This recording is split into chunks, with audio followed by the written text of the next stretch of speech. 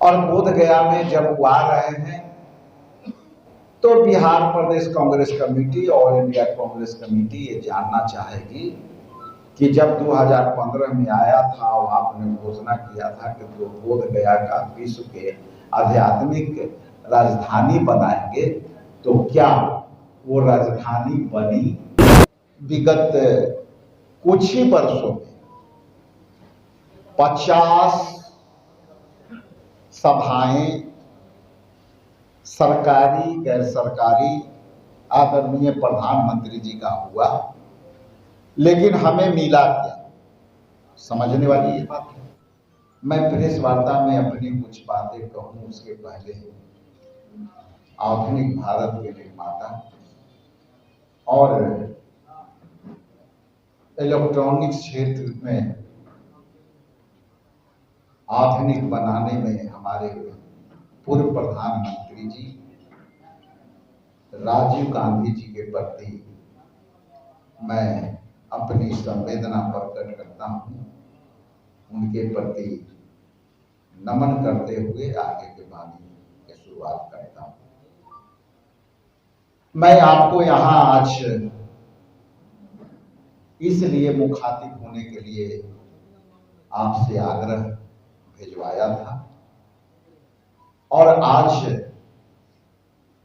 हमारा वोटर अधिकार यात्रा का क्षणिक विराम का दिन था और आदरणीय राजीव गांधी जी का जन्म उत्सव भी था। तो इसलिए मैंने यात्रा के बीच आपके बीच कुछ संवाद के लिए बुलाया और वो संवाद यह है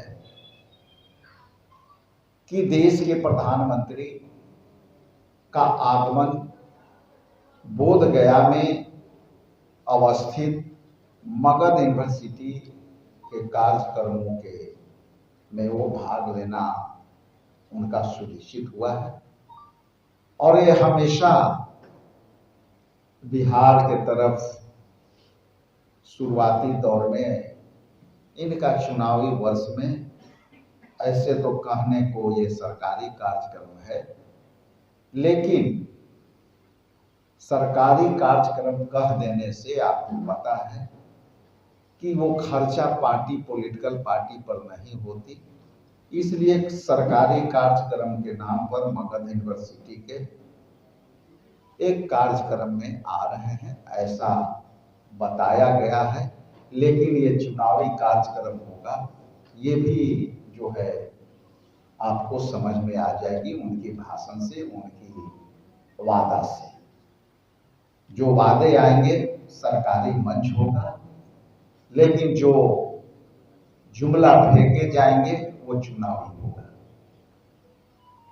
आपको स्मरण कराना चाहूंगा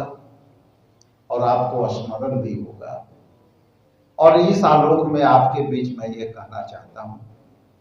कि प्रधानमंत्री जी 2015 में एक महती कार्यक्रम में उन्होंने यहाँ आया था और वो कार्यक्रम के नाम था बोध गया में पर्यावरण चेतना सम्मेलन। और वो इसलिए मैं 2015 की बातें कर रहा हूं,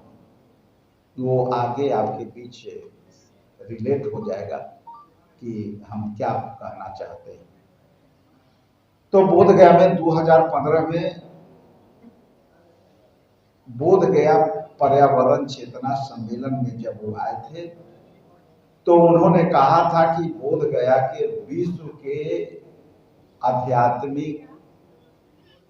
राजधानी बनाएंगे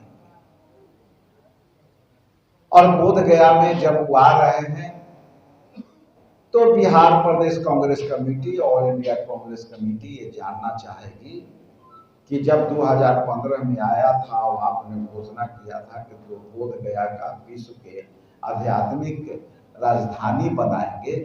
तो क्या वो राजधानी बनी? और यदि बनी तो उसके बारे में हम अपेक्षा रखते हैं कि ये अपेक्षा जो आपने घोषणा की थी वो जनता के बीच आप रखेंगे। दूसरा कि जब आप 2015 में पर्यावरण की बात कह के गए, और आप जैसा कि जानते हैं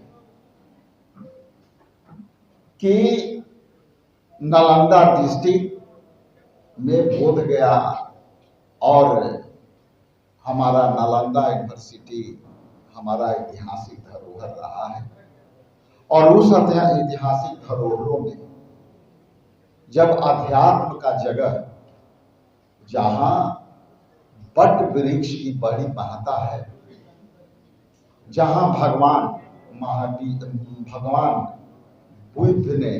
वहां ज्ञान प्राप्त की थी, और उस समय की यदि ज्ञान प्राप्त करने के लिए भगवान बुद्ध ने बोध गया के धरती को चुना होगा, तो बिल्कुल उस जमाने में पर्यावरण के अनुकूल, पर्यावरण के वातावरण में, और उस समय जंगल और झाड़ी और पहाड़ियों के बीच यदि कोई उपयुक्त जगह रहा होगा, तभी भगवान बुद्ध ने वहां ज्ञान की प्राप्ति के लिए जो है स्थान चुनी होगी। और वो स्थान आज यहाँ पे सैकड़ों साल पुरानी जो है वहां के विकास के नाम पर पेड़ें काटी जा रही है, और उसकी जो मूल्य में पर्यावरण छुपा हुआ था, और उसके मूल्य में जब आपने कहा था कि हम बोध गया को विश्व की आध्यात्मिक राजधानी बनाएगी, तो ये कैसे संभव हो सकता है कि आप सैकड़ों साल पुरानी पेड़ों को काट के आप धराशायी कर दे, और वहां कंक्रीट और बालू के भवन बना करके आप पर्यावरण को खत्म करने का काम किया है। तो ये भी एक अपने आप में बड़ा सवाल है, और हम सभी यहाँ से अपेक्षा करते हैं कि इस विषय पर भी आदरणीय प्रधानमंत्री का कुछ बातें आना चाहिए, जो आपके माध्यम से हम सवाल दे रहे हैं। जहाँ विगत कुछ ही वर्षों में 50 सभाएं सरकारी गैर सरकारी आदरणीय प्रधानमंत्री जी का हुआ, लेकिन हमें मिला क्या? समझने वाली ये बात है, हमें बिहार के लिए मिला क्या? और ना यहाँ रोजगार मिला, ना आप पिछले दौरे में जब आए सीमांचल क्षेत्र के इलाके में, तो आपने फैक्ट्रियों में जो वादे किए थे, चीनी मिल खुलवाने की आपने वादा किया था, आपने बेहतर जल प्रबंधन से बाढ़ को रोकने का वादा किया था, आपने जो है बिहार के बाढ़ के विभीषिका से निपटारे के लिए आपने एक बड़ी परियोजना की घोषणा किया था, जो हमारे सीमा क्षेत्र से लगने वाली नेपाल से आपने वादा किया था कि आने वाले समय में हम बेहतर जल प्रबंधन कर करके और हम बिहार को बाढ़ से मुक्ति दिलाएंगे। तो इस पर भी हमारा सवाल है कि आ रहे हैं आदरणीय प्रधानमंत्री जी, तो इस पर भी हमें उत्तर कुछ मिलेंगे। और बताते चलूं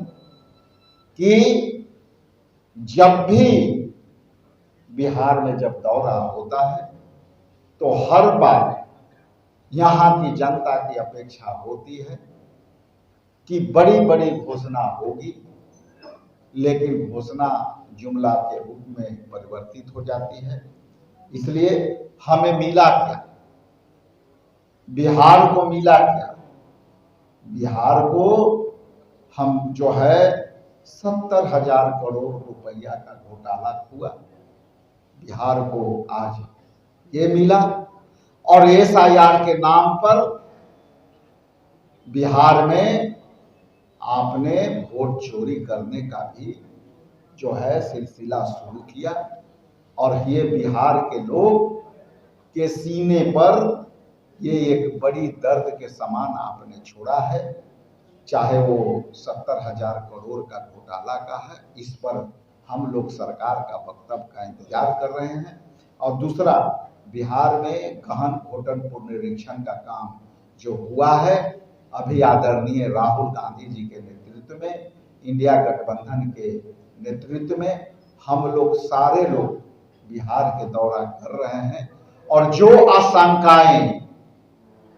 विपक्ष ने आपके माध्यम से